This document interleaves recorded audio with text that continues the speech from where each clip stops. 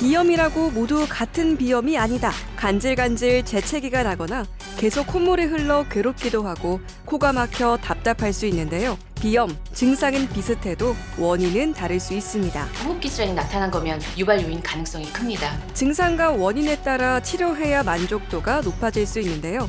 얼른 먹어. 알레르기 약이야. 공개 클리닉 웰에서는 비염의 원인에 따른 치료법에 대해 이야기 나눠봅니다. 오늘의 첫 번째 키워드는 추울 때 땡땡땡땡이 심하면 혈관 운동성 비염을 의심해야 한다입니다.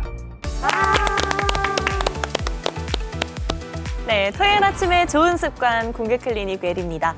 얼마 전에 입춘이 지났죠. 이제 봄이 오려나 꽃이 피려나 기다리면서 설레는 분들 많으실 텐데요. 반대로 이 봄이 굉장히 무서운 분들도 있습니다. 바로 비염 환자분들이시죠. 네, 그래서 오늘은 콧물, 또 나아가서 머리까지 아프게 하는 지긋지긋한 비염에 대해서 알아보겠습니다. 도움 말씀 주실 건강주치의 이비인후과 전문의 정재훈 원장님 모셨습니다. 안녕하세요. 네, 안녕하세요. 정재훈입니다. 어서 오세요. 네, 편안하게 숨 쉬는 세상, 콧물 코막힘 없는 세상을 꿈꿉니다. 이비인후과 전문의 정재훈입니다. 반갑습니다. 반갑습니다. 제가 또 고양이 알레르기가 있지만 10여 년째 고양이를 키우고 있는 집사 아니겠습니까? 이 콧물 나오고 재채기 나오고 이 괴로운 거 너무나도 잘 알거든요. 이거 보시는 분들 중에서 공감하시는 분들 많으실 텐데요. 그 답답함을 오늘 시원하게 풀어드리도록 하겠습니다. 네, 뉴스를 보니까 우리나라 비염 환자가 900만 명이랍니다. 그렇게 많아요? 그 안에 우리도 포함이 돼 있는 거죠. 그죠. 근데 보통 보면 뭐 고질병이다, 끝까지 못 고친다, 뭐 이런 얘기도 많고 그냥 반려 질환이라 가지고 우리와 같이 살아야 된다. 반려 질환. 우리의 어떡해. 식구다 이런 얘기들 많은데 오늘 네. 정재훈 원장님과 함께 비염에 대한 확실한 정보를 공개 클리닉 웰에서 제공해드리도록 하겠습니다. 맞습니다. 이 환절기만 되면 막 콧물이 나와서 이게 감기인지 비염인지 헷갈리시는 분들도 참 많으실 것 같아요. 원장님, 비염의 특징적인 증상 소개해 주신다면요? 비염과 감기는 사실 반대의 개념은 아니고요. 이제 일종의 종속 개념이라고 보시면 되겠어요. 그래서 비염의 종류가 상당히 많아요. 우리가 잘 알고 있는 알레르기 비염이 있고, 그다음에 알레르기 비염이 아닌 것 중에서 혈관 운동 비염, 약물 유발 비염, 그리고 호르몬성 비염 같은 것들도 있고요. 그러니까 좀 전에 말씀 주신 그런 감염성 비염이 우리가 흔히 얘기하는 감기인지 헷갈려하는 그런 비염이에요. 비염의 종류가 너무 다양하고 사실 그 종류에 따라서 치료법이 다르기 때문에 저희가 세세하게 알아보는 것이 상당히 중요한데 오늘은 사실 그중에서 첫 번째인 혈관 운동 비염을 제가 좀 소개시켜드리고 싶어서 오늘의 첫 번째 키워드를 선정해봤습니다. 추울 때 땡땡땡땡이 심하면 혈관 운동성 비염을 의심해야 한다. 첫 번째 키워드인 땡땡땡땡은 무엇일까요? 네 글자. 네 글자입니다. 혈관 땡땡땡땡? 운동성 네. 비염. 딱 이거 하나밖에 어렵다. 생각이 안 나는데요? 근데 이게 코랑 눈이 연결돼 있잖아요. 네. 그래서 이쪽에 좀 집중해서 생각을 해보니까 왜 막 비염일 때 막 재채기 나오고 하면 눈도 빨개지고 막 그치. 눈도 간지럽고 그렇거든요. 네. 그쵸. 또 혈관 운동성이라고 하니까 뭔가 좀 그러니까 이 혈관 빨간색 피 막 해가지고 눈이 충혈되는 게 갑자기 생각이 나더라고요. 네. 네 글자니까 눈이 충혈. 좀 더 고급스럽게 안구 충혈 이렇게 한번 가보겠습니다. 안구충혈. 네.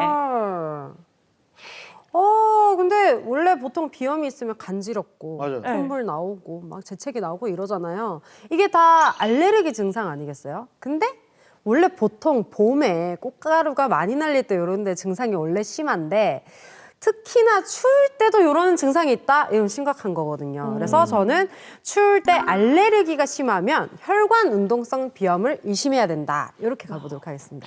보통 우리가 감기 걸리면은 뭐 기침하기 시작하고 기침이 심해지거나 하면 열나면서 가래까지 끓잖아요. 그렇죠. 이런 것들이 날씨가 추워지면 비염과 결합을 해가지고 같이 코 속에도 뭔가 문제를 일으킨다. 저는 그래서 오늘 굉장히 진지합니다. 제가 앓고 있는 질환이기 때문에. 네. 예, 농담 하나 안 썼고 네. 진짜 진지하게 이건 진짜 대박 기대돼요. 정답일 것 뭐죠, 같아요. 뭐죠? 추울 때 기침 가래가 심하면 혈관 운동성 비염을 의심한다. 기침 가래. 표정만 진지하신 것 같은데. 네네네. 굉장히 진지합니다. 김상중하다. 원장님, 네. 그죠? 기침 가래. 오늘 제가 준비한 키워드는 그렇게 진지한 건 아니고요. 그렇습니까? 엄청 간단하게 알겠습니다. 알기 쉽게 사실 낸 거거든요. 그래서 이제 오늘 준비한 키워드가 가장 근접한 거는 한다미 씨가 얘기하신 오. 이 알레르기랑 비슷한데 사실 제가 준비한 키워드는 추울 때 맑은 콧물이 심하면 맑은 콧물? 이 혈관 운동성 비염을 의심해야 한다입니다. 말고 맑은 혈관 이거 운동성 비염인 것 같아요.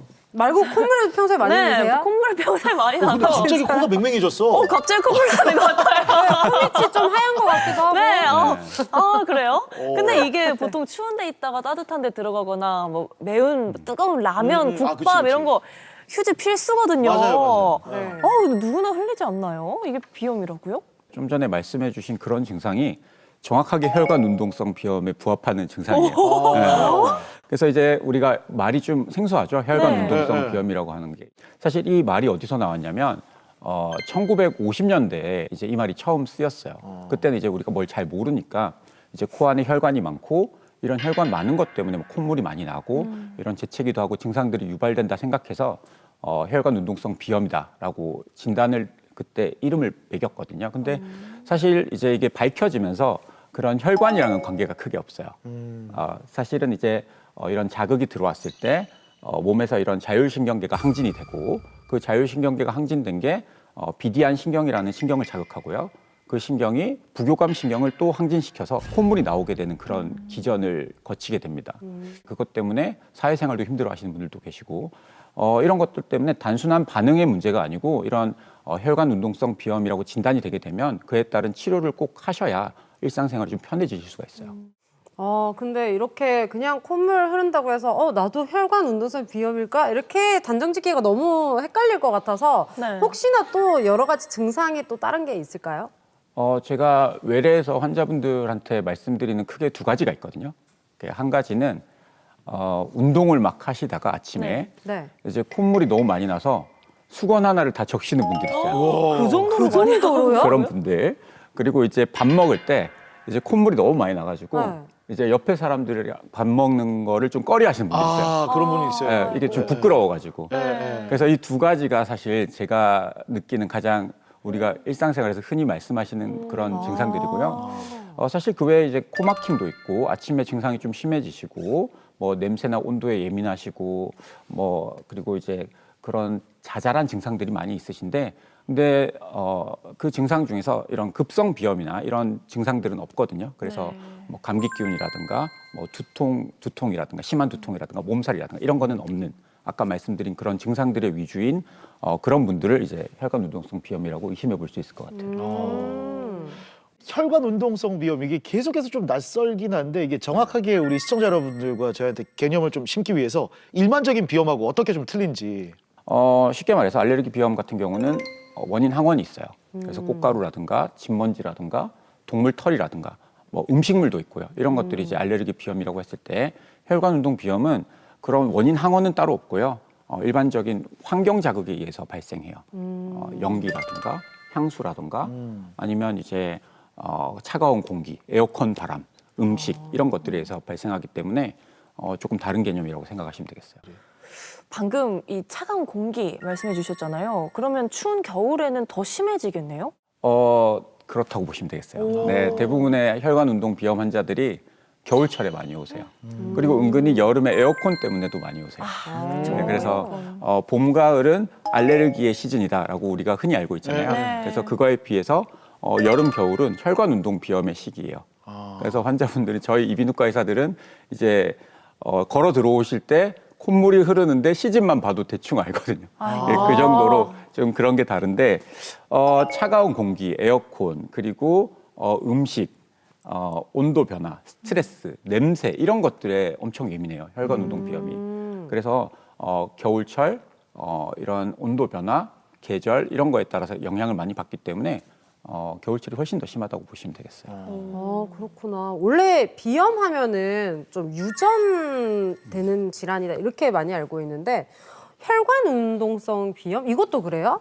사실 밝혀진 게 많지는 않은데 네. 혈관 운동 비염은 유전과는 관계 없다는 게 나와요. 저희가 알레르기 비염 같은 경우는 많은 연구에서 최근에는 이제 유전과의 연관성이 많이 드러나고 있거든요. 근데 이제 알레르기 비염도 유전과 환경이 다 복합적으로 돼 있지만 그에 비해서 혈관 운동 비염은 유전은 없고 다 환경의 영향을 받는다라고 나와 있어요. 그래서 그거는 조금 다르다 보시면 되겠어요. 그게 관리의 영역이라고 하잖아요. 영원히 앓을 수 있다 이거를. 근데 이게 꼭 치료를 하는 방법이 있는지, 그 다음에 이거 그냥 두면 어떻게 되는지 소개를 좀 부탁드립니다.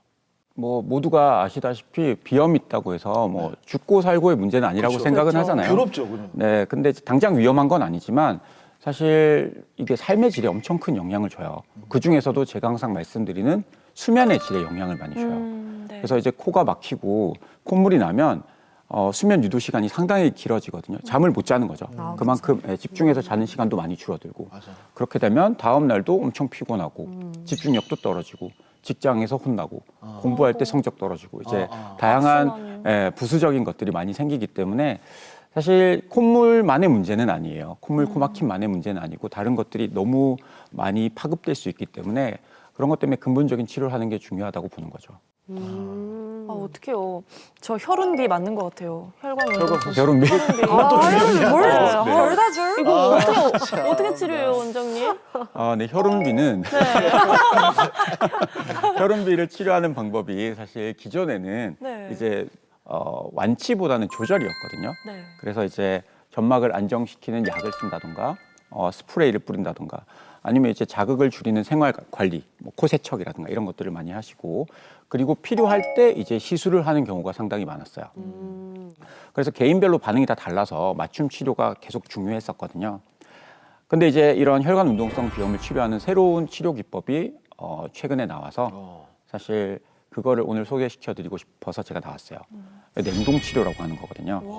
그래서 실제 냉동 치료를 받으신 분의 이야기를 오늘 좀 들려드리도록 하겠습니다. 화면으로 함께 보시죠. 콧물이 좀 흐른다고 해서 얼마나 불편할까 생각하는 분들이 계실 텐데요.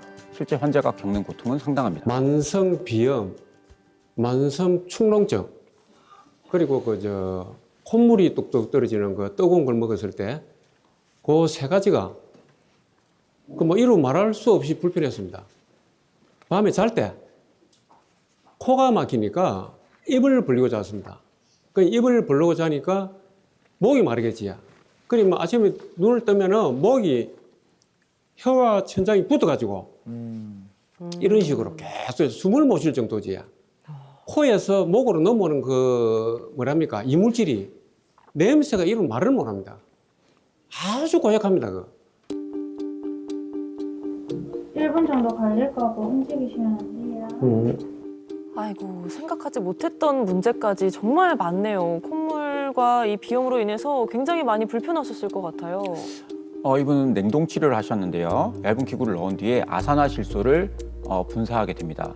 순간적으로 급속 냉각되면서 과민해진 신경이 마비돼서 콧물 분비가 줄어들게 됩니다. 신경을 마비시켜서 콧물을 줄인다니 너무 신기한데요. 이제 한 달 되셨다는데 어떠실까요? 수술하신 지가 이제 한 달 넘었거든요. 예. 그래서 저희가 수술 전이랑 사진을 좀 비교해 봤는데 예. 수술 전 사진에서 곰팡이도 보이고요. 예. 그리고 비염도 꽤 많이 보이고 예. 이런 것들이 이제 특징적인 CT라고 하면 오늘 사진을 보시면 훨씬 더 많이 좋아져 있는데 이게 오늘 사진이에요. 예. 야, 꽉 막혀 있었는데 뻥 뚫렸습니다. 곰팡이 있던 거 완전히 깨끗하게 사라졌어요. 그래서 아유. 반대편이랑 비슷하게 예. 지금 엄청 좋게 지금 잘 열려 있고 예. 뚱뚱하게 커져 있던 비염도 지금 많이 줄여놨고 예. 이런 것 때문에 지금 누런 콧물 나고 이런 거 별로 없으시죠, 그죠? 예. 그래서 그런 거 많이 좋으실 것 같고 막힘도 많이 개선됐을 오래는 거라고 생각이 돼요. 비포 애프터나요. 확실하게 뻥 뚫려 있습니다. 지인들하고 이야기를 할 때는 항상 이 화장지가 준비되어 있으니까 저도 모르게 콧물이 떨어질까 싶어 이런 화장지를 미리 준비하고 네. 이런 게 지금 없으니까 네네. 이건 뭐 세상이 새로운 어떤 왜 진짜 이런 네. 좋은 방법이 있었는데 네. 수술을 받지 않았나 이런 생각이 굉장히 후회스럽지만은 뭐 지금부터라도 네. 내가 좀 행복스럽게 살려고 합니다. 그리고 숨을 일이 원활하게 쉴 수 있으니까 네네. 정말 기분이 좋습니다. 그렇죠. 지인들하고 이야기할 때도 신뢰가 되지 않고 마음 편하게 이야기를 할 수 있으니까 대화를 할 수 있으니까 그게 참 좋습니다, 그냥. 환자 만족도도 중요한데요. 사실 이제 잘 아물었는지 저도 확인을 해야 돼서 내시경을 이용해서 수술 부위를 확인해 봤습니다. 점막도 너무 깨끗하고요. 예. 저희가 뒤쪽에 냉동 치료했던데도 상처 하나 없이 완전히 잘 아물었어요. 그래서 이거는 사람들이 수술했는지 잘 모를 정도긴 하거든요. 지금은 일단은 막힌 것도 뚫어놨고 그리고 이제 신경도 차단시켜놔서 콧물이 나는 기전 자체를 저희가 많이 줄여놨기 때문에 그대로 그냥 잘 컨디션 유지해서 잘 계시면 될 것 같아요. 예. 감기한 걸리도록 조심하겠습니다. 네, 알겠습니다. 와, 환자분도 원장님도 만족한 수술 재발 없이 잘 관리하셔서 완쾌하시길 바라겠습니다. 아니, 코에서 목으로 어떤 그 아주 나쁜 건데 고약한 냄새 나는 그 이물질이 넘어오지 않으니까 그 이상 뭐 행복한 건 없습니다. 그리고 지금은 내가 이렇게 앉아서 이야기를 할 수가 있다 아닙니까? 제가 화장지가 없습니다. 지금 주머니에. 지금 이 앉아서 이야기를 못 합니다. 나도 본인도 모르게 콧물이 뚝뚝 떨어진다고 이게. 그러니까 뭐 팔로도 닦고 하여튼 뭐 그치 주머니 화장지가 없습니다. 그러니까 지금 이렇게 앉아서 이야기할 수 있다는 게 뭐 이상 무슨 행복이 있습니까? 저같이 이렇게 걱정하지 마시고 수술 받으심을 해서 한 달 후에는 한 3주 지나니까 완전히 뭐 이거 뭐 새로운 세상 그러니까 뭐 무슨 말로 내가 왕이 된 기분입니다. 아하. 예, 그러니까 아무 걱정하지 마시고 수술을 받으시라고 제가 권하고 싶습니다. 너무 보기 좋아요. 네. 근데 냉동 치료 이거 너무나도 생소한데요. 그러니까. 그냥 생각해 보면은 콧물을 얼려서 치료하는 건가 이런 생각도 들거든요. 얼려가지고 고드름처럼 땡. 그대로 뽑아버리나? 이게 도대체 어떤 치료예요? 피부과에서 사마귀 뗄 때도 냉동 치료하고요. 그리고 산부인과에서 자궁경부암 치료할 때도 쓰고, 그리고 정형외과 같은 데서 통증 치료할 때도 냉동 치료를 해요. 그래서 냉동 치료는 비단 이제 이비인후과 냉동 비염 치료만 하는 게 아니고 다양한 냉동 치료 방법이 있는데 고드름처럼 얼리는 게 아니고 차가운 에너지를 사용해서 코 안에 과민해진 신경 부분을 부분적으로 이제 얼리는 거예요. 그러면 이제 그 신경이 잘리거나 손상되지 않고 그 부위에 있는 축삭이라고 하는 부분만 선택적으로 살짝 얼릴 수가 있어요. 그러면 기능만 떨어뜨리는 거거든요. 네. 제가 아까 말씀드린 그 부교감 신경을 이제 최대한 줄일 수 있는 거죠. 그래서 그렇게 되면 신경이 잘리는 게 아니니까 몸에 손상도 많이 없고, 그리고 이제 증상은 증상대로 줄일 수 있고.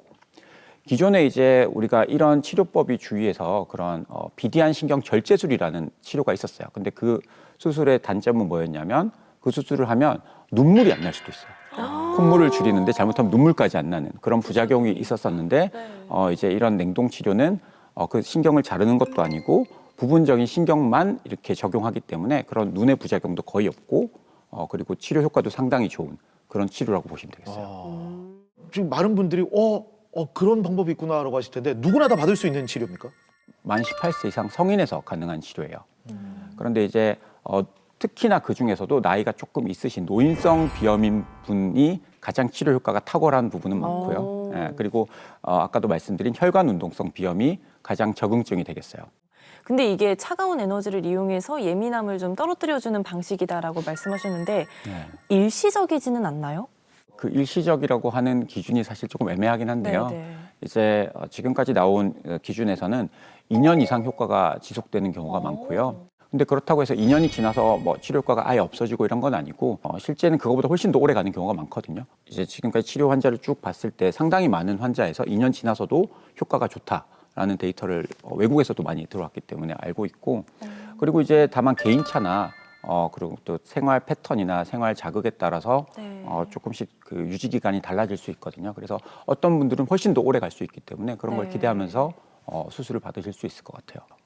그렇군요. 그러면 혹시 나중에 증상이 또 재발을 한다면 그때 또 재수술도 가능한 거죠?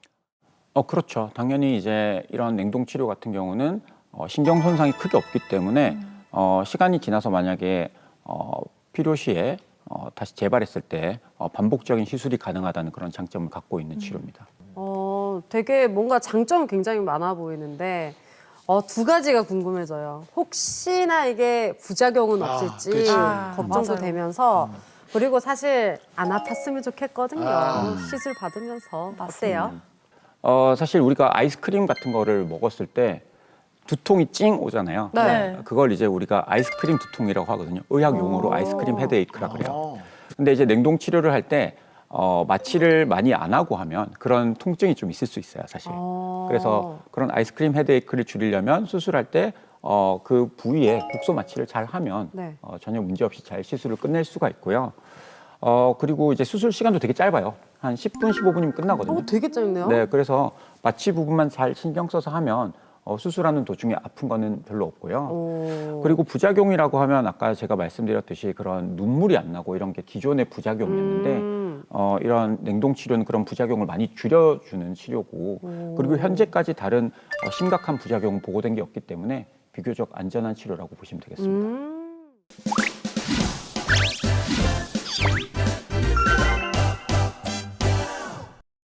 이번에는 비염에 대해서 잘못 알고 있는 상식을 꽁트로 풀어보겠습니다. 콩클 메디컬 지식 배틀 기다.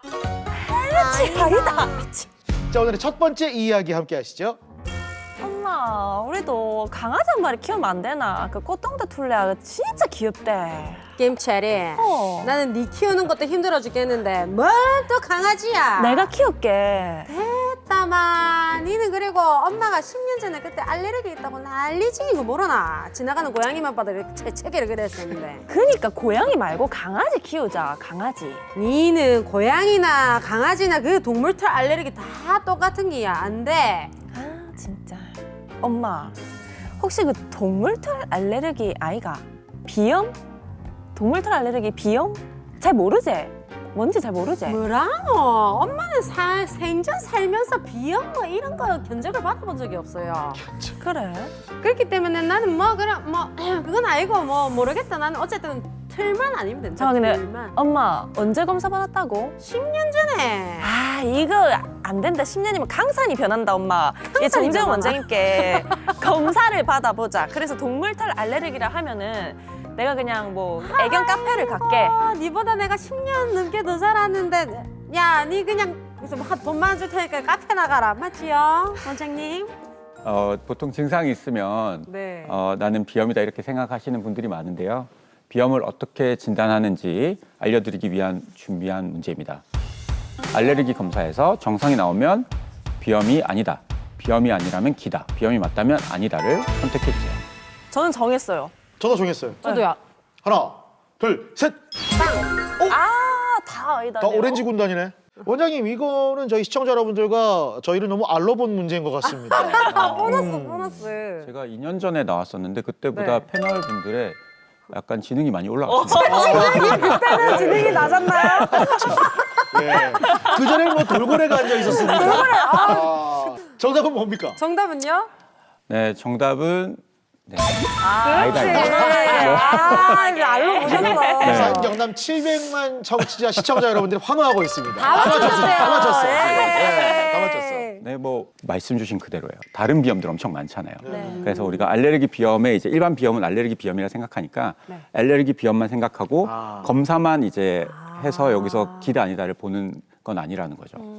그런 환자분들이 상당히 많아요. 그래서 저 알레르기 비염인 것 같은데 그 와서 검사해보고 싶어요. 그러면 보통 이제 저희가 피 검사를 많이 합니다. 네. 원래는 피 검사랑 피부 검사인데 네. 피부 검사는 이제 많이 이렇게 좀 네, 찌르고 맞아요. 해야 되니까 네. 불편해서 피 검사 한 방에 이제 뽑아가지고 보통 이제 108가지에 대한 항원에 대한 검사를 해요. 마스트 검사라고 하죠. 네. 그러면 이제 검사가 보통 하루 이틀 있으면 나와요. 근데 거기서 아무것도 안 나왔어요. 그러면 나 비염 없네? 아니네. 이렇게 하면 아니라는 거죠. 왜냐하면 거기서는 이제 안 나오더라도 다른 배제 진단들이 많아요. 아까 얘기했던 알레르기가 아닌 비염들이 많거든요. 네. 그래서 우리가 아까 계속 말씀해 주시는 혈흔비, 네, 혈관 운동성 비염 이거인 경우도 있고요. 네. 그리고 이제 약물 때문에 생기는 약물성 비염도 있고요. 그리고 이제 호르몬 변화로 인해서 뭐 임신이라든가 갑상선 질환이라든가 이런 것 때문에 생기는 호르몬 비염도 있어요. 그리고 아까 또 처음에 말씀드렸던 감기 관련된 감염성 비염 아까 얘기해 주셨죠. 그래서 이런 것들도 있기 때문에 알레르기 검사에서 정상이 안 나왔다 해서 내가 비염이 아니라고 생각을 하시면 안 돼요. 종류가 굉장히 많네요. 저도 알레르기 검사 했을 때 네. 저는 특정 수치가 좀 높을 줄 알았거든요. 뭐 진먼지 진드기나 뭐 이런 네, 쪽에 네, 네. 그렇게 예상을 하고 했는데 수치가 다 낮은 거예요. 근데 비염 증상이 꽤 있으니까 막 가렵고 이러니까 이 문제는 그냥 뭐. 다 전문가네요. 너무 거들먹거리지 마세요. 다 맞췄는데. 네. 여러분 다들 의소되세요. 콩클 메디컬 지식 배틀 기다 함께하고 계십니다. 오늘의 두 번째 문제, 이 문제도 중요할 것 같네요. 그래요? 함께 하시죠. 막 코가 아프고, 아이고 들어보라. 아 여보, 아 여보, 내 그 코스프레 좀 하고 나네 좀 죽겠다 지금.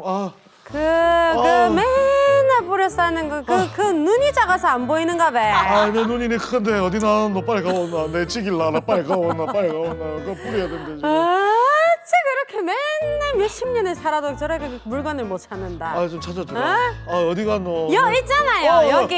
그거 나. 진짜 뿌리시는 거예요?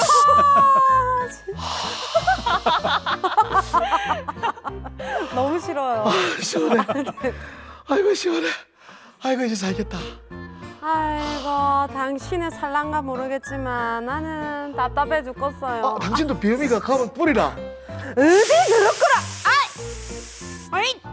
시원하지? 어디가 어느 콧구녕에 들어갔던 거를 누구한테 주노 지가? 네 콧구녕이나 내 콧구녕이나 뭐 부부는 일심정체인데 봐봐. 들어보라 쳐줘봐라. 아이고 추죽기는 아이고 참. 아니 그리고 여보 생각을 해보세요. 그 맨날 첫날 그런 거 뿌려대지 말고 근본적인 원인을 찾아가지고 치료를 해야지. 그 맨날 뿌린다고 좋은 줄 알아요. 공개 클리닉 왜 좀 보더만 막 아이고 아는 척을 이게 와 이런데 그 제약 회사하고 선생님들이 만들거나 나왔겠노. 고고령이래 사주시가 어우 시원해라. 이게 이게 콧도로라고 하는 거 아이가. 그래 코 뚫리고 시원하겠지. 근데 그것도 자꾸 뿌리면 그 내성 생기고 몸에도 안 좋고 그 좋을 게 뭐가 있겠어. 성이 왜 생기는 게 약국가 그 병원에 준 건데 물어볼까 쌤한테. 내 말이 맞다니까 원장님. 뿌리도 괜찮죠 이거? 저 매일 뿌리면 또 안 된답니까? 정말 사실 많이 물어보는 질문이세요. 네. 그래서 비염 있을 때 이렇게 코스프레이를 매일 사용하는 경우가 많거든요. 사실 네. 환자분들이. 그래서 사용하면서 이거 언제까지 사용해야 돼요? 이거를 저한테 많이 물어보세요. 그래서 오늘 퀴즈로 한번 준비해봤습니다. 네. 네. 코스프레이는 오래 써도 괜찮다. 기다 아니다. 네, 선택해 주십시오. 하나 둘 셋. 기다예요 언니? 어떤 점 때문에 기다를 들었는지 야. 저는 어느 정도 알 것 같아요. 아 그래요? 두 개 중에 하나는 처방받은 거는 어느 정도 써도 괜찮다, 자주 써도 괜찮다라고 하는 걸 들었거든요. 근데 약국에서 구입하는 쉽게 구입할 수 있는 거는 이게 스테로이드 물질이나 이런 게 많기 때문에 많이 그죠. 넣으면 내성 생긴다고 들었어요. 맞아요. 혈관 수축제잖아요. 그 내성도 내성이지만 너무 자주 쓰면은 이 혈관이 약해져가지고 코피가 나는 경우도 제가 봤거든요. 네, 아무래도 안 좋을 것 같아요. 이런 탄탄한 논리를 가지고 있는데 왜 혼자 그렇게 기다를? 그래서 네. 저도 만성 정말 알레르기 때문에 고생을 정말 많이 했던 사람으로서 이게 정해진 용량이 있어요. 하루에 몇 번 이상 쓰지 마세요. 그런 기준이 나온 게 왜 있겠습니까? 그 기준을 넘어서면 당연히 내성 생기고 몸에도 안 좋은 성분이 생기겠죠. 근데 그게 아니라면 정해진 수치대로만 쓴다면, 정량대로만 쓴다면은 문제 없을 것 같습니다. 오래 써도요? 네. 안 좋을 것 같은데. 저는 괜찮을걸요? 한다민 씨가 지난주까지 참 똑똑했는데 왜요? 약간 이해력이 떨어지시는 것 어허, 같아요. 이러다가 내가 맞으면 어떡하려고 그러죠? 그럼 뭐 내가 잘못했다 하면 되지. 뭐. 그럼 잘못했다 크게 말하세요. 그러면 광고 듣고 돌아오면 되지. 네. 정답은 네, 잘못했다. 진짜요? 하세요. 크게 말하세요. 미안합니다. 미안합니다. 잘못했습니다. 아유 고소해라. 아니 근데 저번에 저 나오셔가지고 비슷한 얘기 했던 것 같은데요? 오. 네, 맞아요. 네. 네. 그런데도 대답을 그렇게 하세요? 왜요? 굉장히 안 똑똑하시네요. 예, 그거 맞아요. 아니, 근데 사실 제가 그 세 분의 이렇게 말을 듣고 있는데 네. 제가 할 말이 별로 없는 진짜요? 느낌이에요. 네, 너무 다들 똑똑한 대답을 해주셔가지고 사실 제가 생각한 답도 정확하게 일치하거든요. 이거는 두 가지로 구분을 해야 돼요. 전문의약품과 일반 의약품. 우리가 맞아요. 약국에서 그냥 살 수 있는 일반 의약품은 이제 스테로이드 성분보다는 혈관 수축제 성분이 많아요. 그 옥시메타졸린이라고 하는 함량이 꽤 높은데 이거는 이제 우리가 5일 이상 자세히 보면 나와요. 그 약전에 나와 있어요. 뒷면에 잘 못 보시는데 깨알같이 적혀 있어요. 5일 이상 사용하지 마세요. 의사의 지시 없이. 그래서 이거를 처음에 쓰면 엄청 효과가 좋기 때문에 기분이 좋은데 5일 이상 쓰고 그게 2주일이 되고 한 달이 되고 꽤 쓰게 되면 나중에 돌이킬 수 없는 약물성 비염에 걸리게 돼 있어요. 그렇게 되면 이제 또 되돌리기가 상당히 어렵거든요. 그래서 이 일반 의약품인 스프레이는 사용하면 사실은 안 돼요. 근데 오늘 제가 퀴즈를 낸 요거는 우리가 흔히 생각하는 코 스프레이가 그게 아니에요. 네. 이비인후과 의사가 생각하는 코 스프레이는 처방받는 스프레이죠. 그러니까 이비인후과 의사를 만나서 증상을 이제 얘기하시고 이비인후과 내시경으로 진단을 받고 이제 스프레이가 필요하다고 판단이 되면 처방을 받는 거죠. 그쵸, 이걸 그쵸. 이제 우리가 흔히 전문의약품이라고 하죠. 처방전을 갖고 약국에 가셔서 이제 구입을 하는. 예, 그래서 이 전문의약품인 이제 스프레이는 주로 성분이 스테로이드로 돼 있어요. 근데 스테로이드 하면 우리가 좀 몸에 안 좋아 보이잖아요. 그쵸, 오히려 그쵸. 그게 안 맞죠? 좋아 보이는데. 근데 이제 그거는 이제 먹는 스프레이 그리고 먹는 이제 스테로이드, 그리고 스테로이드가 이제 몸에 과하게 들어가게 되면 대사를 망가뜨리기 때문에 문제가 생기는데 국소 스프레이로 이렇게 뿌리는 거는요 이제 코 점막에만 흡수되기 때문에 생체 이용률이 되게 떨어져요. 그래서 코에만 영향을 많이 주기 때문에 이런 스테로이드 스프레이는 아까 또 정확하게 얘기하셨는데 용량이 따로 있어요. 100 mcg라고 있는데 그 정도만 쓰면 돼요. 하루에 칙칙칙칙 뿌려가지고 하루에 2번까지 써도 되거든요. 네. 그래서 그 용량만 쓰면 이거는 이제 FDA 승인이 났는데 1년 이상 써도 2세 이상에서 괜찮다고 나와 있어요. 네, 그래서 제가 오늘 퀴즈로 낸 거는 그 우리가 전문의약품인 코스프레이를 말씀드린 건데 그거는 오래 써도 전혀 문제가 없다는 거죠. 마지막 이야기 함께 하시죠. 재림아, 아빠 왔는데 왜 안 나와보노? 재림아, 우리 재림이 버릇되게 그리 없는 따름이가 아닌데. 재림아, 아빠 왔다. 아빠 왔나? 나가라. 아빠는 말하기 싫다. 왜 저래? 아니 섭섭하게 그런 말이 어디서 아버지한테 무슨 일 있나? 와 아니. 남자 친구한테 차 있나? 아니, 그럴 리가 있나? 아 그래. 그럴 수도 있지. 그럴 수도 있지. 아니, 내가 이래 책상 앞에만 앉으면 왜 이리 잠이 오고 코가 막히고 공부를 못 하나 했더니 일단 비염 아빠 엄마는 공부 잘한다 아이가 2문제나 맞췄다. 이 비염에 있으니까 내가 만성 피로에 집중력도 떨어지고 공부만 하려면 잠이 오고 나 진짜 아니 잠깐만 그러니까 네, 시험인데. 네가 시험을 못 치는 게 다 내 탓이다 아버지 탓이다 이 말 아이가? 맞잖아. 진짜 들켰다. 아니 그럼 내 비염 때문에 네가 그걸 못했다고? 그치? 그걸 물려받아서? 야 이 사람아 이 뜻이 막 피어났더만 진짜 내 탓을 하고 말이야. 이게 말이야 그 비염의 원인은 말이야 1억 2,346가지가 있어요. 1억 2,356가지가 있어요. 그 사이에 하나가 들어가는 게 그 유전인데 그걸 내 때문이다 해가지고 네가 공부하는 거 가지고 네가 누군만 닮아가 머리가 안 좋은데 너한테 그래 탓을 하고. 잠깐 1억 2,356가지 중에 하나라도 그게 제일 크다. 아빠 때문이다. 알지도 못하면서. 1억 2,536가지를 외웠네. 와 대단하네. 유전이 아니라니까 진짜. 아빠 때문에 공부도 못 하고 내 시험 못 보고. 저기 봐. 진짜. 원장님 여쭤보자. 원장님 네. 맞는 거 아닙니까? 어떻습니까? 두 분 조금 친하게 지내시기 바랍니다. 하세요. 퀴즈 한번 가보도록 하겠습니다. 네. 네, 바로 한번 들어가 볼게요. 네. 네. 네, 비염은 유전이 가장 큰 원인이다. 기다 아니다. 선택해 주세요. 하나 둘 셋. 저는 어렸을 때 그렇게 비염 같진 않았거든요. 근데 딱 고양이 키우면서 알레르기 비염이라는 게 생겼어요. 그래서 생각해보면은 저희 부모님들 중에서 비염으로 그렇게 좀 고생하시는 분도 없으시고 좀 환경적인 요소로 생기는 경우가 많지 않나 제 경험담으로 말씀드려봤습니다. 군대 있을 때 생겼어요. 네, 어릴 때는 안 그랬거든요. 그래서 아이다. 모르겠다. 저는 기다로 바꿔볼게요. 승부수 띄운다. 승부수를 김채림. 던져봅니다. 이기고 싶어가지고. 이기고 싶어서. 어차피 그러면 2대2 동점이에요. 아니 왜 기다려 바꿨습니까? 일단은 이 비염 중에는 굉장히 많은 비염들이 있잖아요. 종류들이 많은데 그 중에서 알레르기 비염이 좀 대중적으로 많이들 알고 있는 비염이잖아요. 근데 방금 아까 이제 수업 시간에 말씀해 주셨을 때 알레르기 비염에는 유전적인 요인이 있다고 또 말씀해 주셨어요. 그래서 비염의 종류에 여러 가지가 있지만 그 중에서 알레르기 비염의 비율이 높을 거고 또 그 중에서는 유전적인 비율이 높지 않을까 싶어서 가장 큰 원인인 거는 맞다. 하지만 이외의 원인들도 있을 수 있다. 원장님 궁금합니다.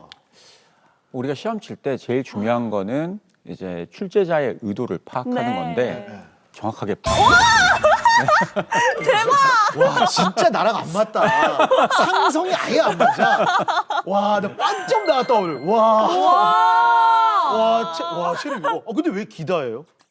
양 부모가 알레르기 비염에 이제 이완돼 있을 때, 알레르기 비염을 갖고 있을 때 그 자녀가 알레르기 비염일 확률은 한 70% 가까이 돼요. 와, 높네요. 물론 조금씩 다를 수 있지만 최근의 보고에서는 30에서 70%, 높게는 70%까지 보는데 그렇기 때문에 유전의 비율을 상당히 높게 보고 있는 게 최근 추세고요. 네. 물론 이제 환경 요인도 맞아요.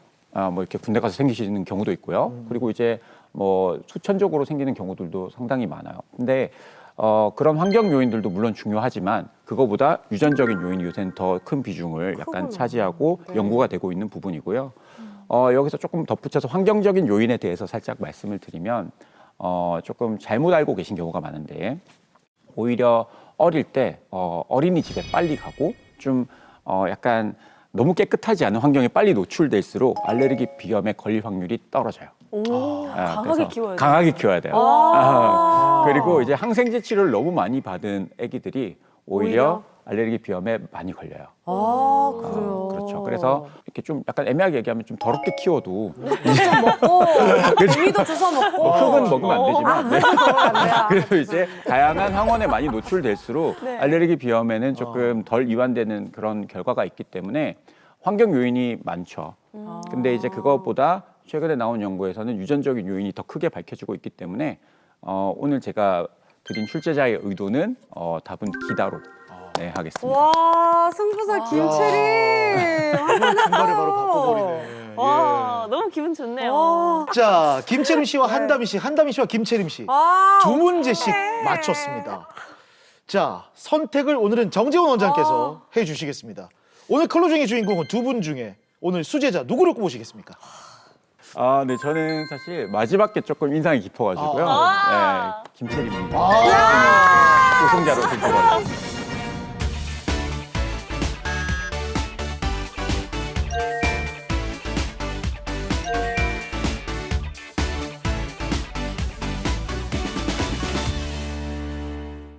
원장님 두 번째 키워드는 뭔가요? 네, 두 번째 키워드는 코막힘, 비각계 비대가 원인일 수 있다입니다. 뭐 기갑부대는 들어봤어도 그러니까요. 처음 들어봐요. 기갑계는 처음 들어봤는데 이게 뭐예요? 비갑계를 기갑부대라고 처음 들었는데 저게 네, 비갑계는 이제 조금 생소하실 수 있어요. 그래서 우리 몸에는 코 안에 조그만 구조 안에 엄청나게 많은 구조물들이 있거든요. 네. 그래서 그 안에서 이제 이런 비갑계라는 게 있는데 모형을 제가 좀 들고 나왔습니다. 공기가 코에서 이렇게 쭉 들어왔을 때 여기에 보이는 이런 부분들이 이제 보여요. 얘가 이제 비갑계 중에서 아래에 있다고 해서 하비갑계. 그리고 얘는 그거보다 위에 있다고 해서 중비갑계. 그리고 여기는 잘 안 보이는데 요 위에 가면 상비갑계라는 것도 있어요.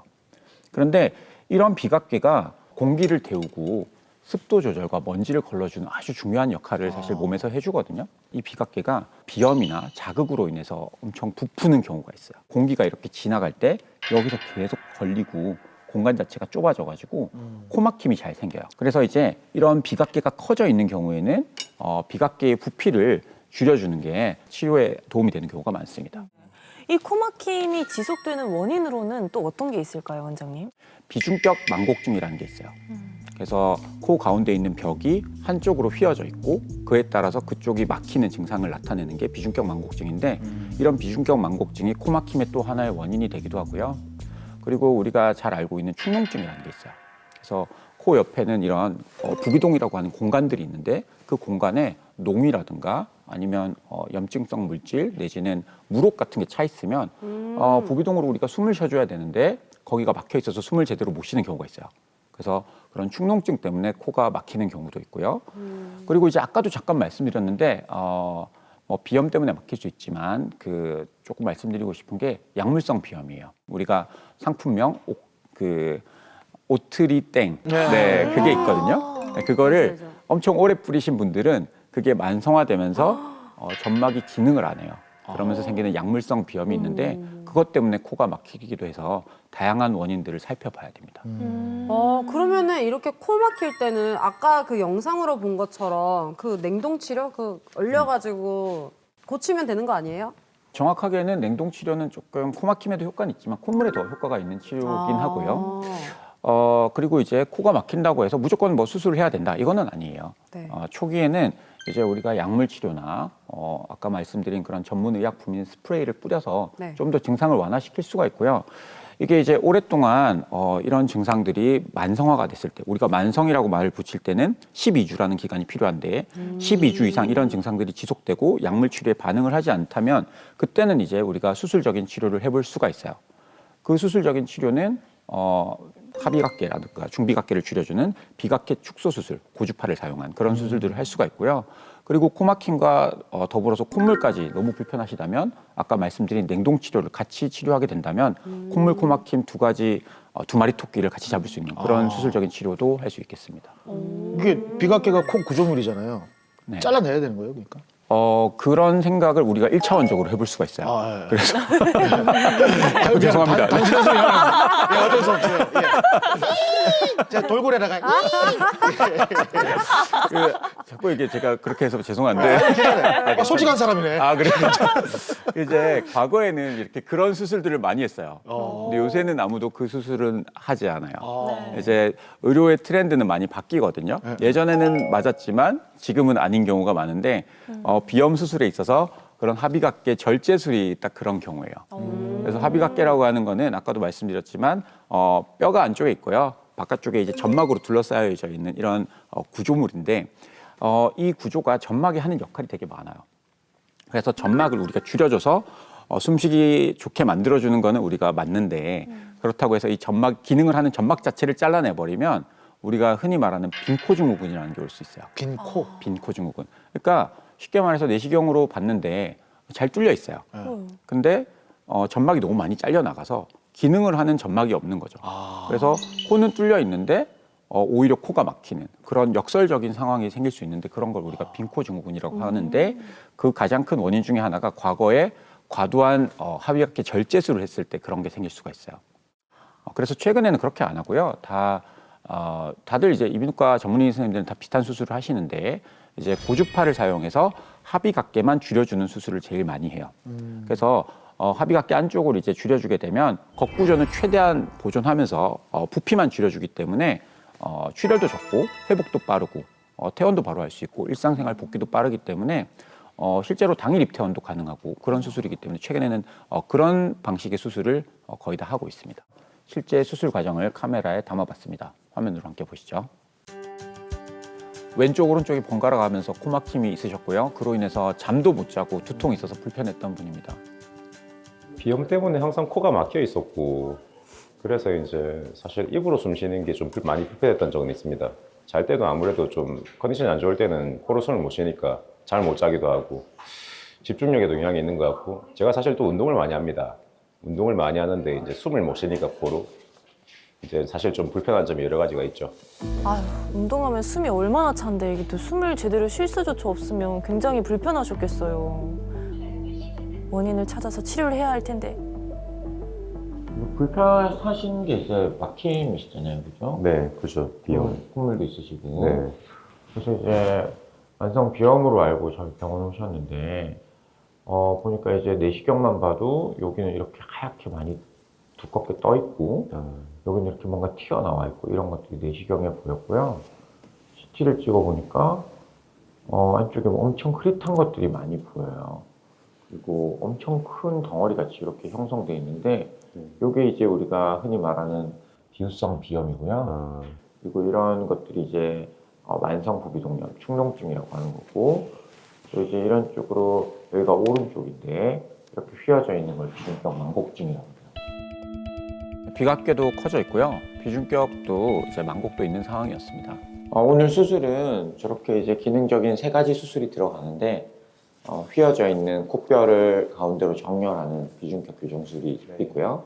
그리고 저렇게 물주머니가 커져 있는 느낌의 비염을 고주파랑 절삭기 같은 것들을 사용해서 줄여주는 비염 수술을 같이 할 거예요. 그리고 이제 안쪽에 계속해서 염증이 생기는 부위를 저희가 좀 긁어내주는 그런 축농증 수술까지 이렇게 하게 되면 수술 시간은 1시간 정도.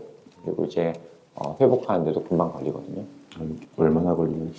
오늘 뭐 이렇게 마치 깨고 하는데 한두 시간 정도 걸리고요. 그리고 이제 한 일주일 정도 지나면 엄청 좀 개운하게 생활하실 수 있으세요.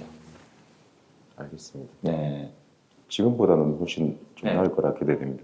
당연하죠. 네. 지금 너무 안 좋은 상태이기 때문에 저 정도 구조를 가지고 계시는 분들은 흔하지 않거든요. 제가 좀 많이 심한 편인가요? 많이 심해요. 휘어진 것도 그런데 안쪽에 있는 콧살이 지금 너무 커져 있기 때문에 사실 코가 안 막힌 적이 한 번도 없어가지고 제가 그렇죠. 양쪽 중에 둘 중에 하나는 항상 막혀있기 때문에 지금 사진상에서는 왼쪽이 좀 더 많이 심하세요. 근데 이제 저런 부분들을 많이 줄여 놓으면 공간이 많이 넓어지기 때문에 그쪽으로 숨쉬기가 훨씬 나으실 거고 그렇게 되면 잠잘 때도 훨씬 더 편한 느낌이 드실 거예요. 진짜 그랬으면 좋겠습니다. 콧물도 좀 덜 나오면 좋겠고. 네.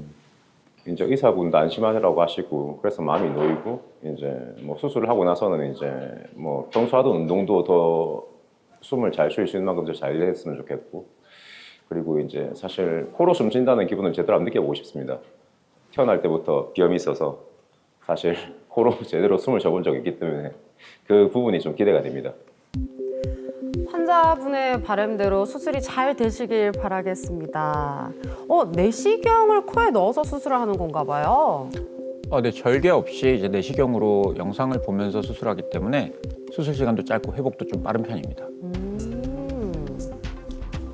점막이 너무 두꺼워가지고 이쪽에 이제 점막을 박리를 한 다음에 고주파를 하기 전에 절삭기라는 걸 사용해서 이쪽을 조금 갈아내주면 훨씬 더 부피를 많이 줄일 수 있어서 네, 비대해져 있는 비각기를 줄이는 게 가장 중요하고요. 절삭기가 고주파를 이용해서 지금 비각기를 줄여주고 있는데 숨길이 넓어져서 숨쉬기가 편해지고 축농증이 있던 부위뿐 아니라 휘어진 이제 코뼈까지 교정하면 수술이 마무리되게 되겠습니다. 이렇게 절삭기로 많이 부피를 많이 줄여놨고 나머지는 고주파로 조금 사용해서 나머지 부분도 줄여보도록 하겠습니다.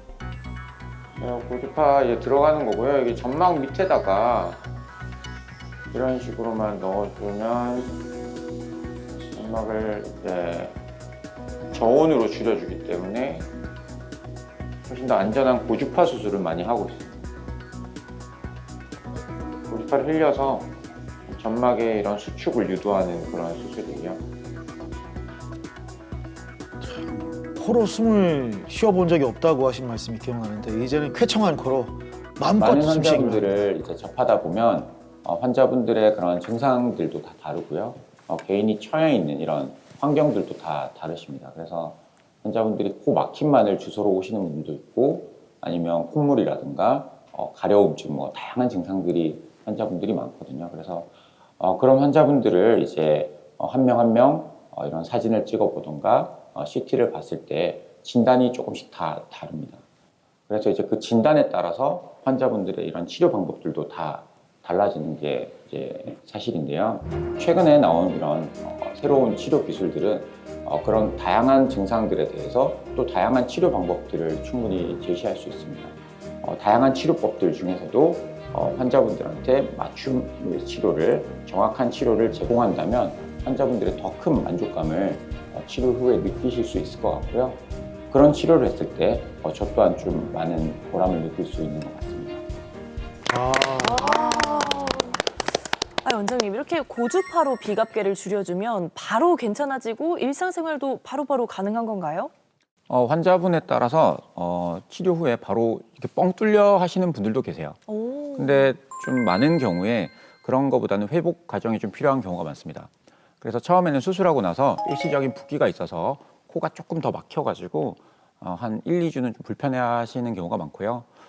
이제 우리가 고주파 같은 경우는 한 3주 정도 지나면 이제 그 안에 있는 합의각계 점막이 점점점 줄어들면서 제일 작아지는 시점이 한 3주 이후부터거든요.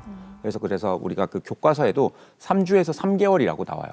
그래서 그 정도 사이가 되면 치료 효과가 제일 좋아지는 시기가 되고 그때부터 이제 좀 유지가 되게 되겠고요. 일상생활 같은 경우는 사실 그 당일날 퇴원하셔서 일상생활 다 가능하세요. 그리고 사회활동도 다 가능한데 격한 운동이라든가 뭐 사우나라든가 뭐 이런 조금 자극적인 행위는 한 1, 2주 뒤부터 하시는 게 조금 코피가 안 날 수 있어서 안전하다고 보시면 되겠어요. 비염이라는 증상 자체를 심하지 않게 하기 위해서 생활 습관 관리를 잘 해야 될 것 같은데 어떤 부분을 중점적으로 좀 봐야 될까요? 가장 도움이 되는 거는 실내 습도를 유지하고요. 그 다음에 온도도 이제 너무 차갑거나 너무 뜨거운 쪽을 피하는 우리 체온과 비슷한 정도의 느낌의 그런 음식도 먹고 그리고 그런 실내 온도를 유지하는 것들. 그래서 한 25도 정도의 실내 온도를 유지하면서 습도도 이제 너무 낮거나 높지 않게 유지하는 게 중요하고요.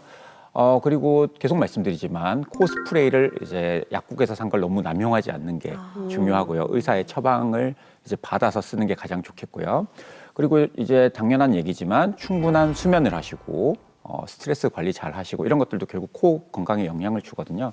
그래서 이런 환경 관리만 잘 하셔도 사실 이제 코막힘이 많이 좋아지는 경우가 많기 때문에 너무 우리가 그런 환경 관리에서 이제 이득을 못 보고 약물 치료에도 반응이 없으면 당연히 수술적인 치료까지 가겠지만 그 전에 평소에 이런 환경 관리를 잘 하신다면 치료 효과를 우리가 기본 생활로 이제 어느 정도 유지할 수 있기 때문에 평소에 이제 이런 생활 습관 개선이 중요할 것 같습니다.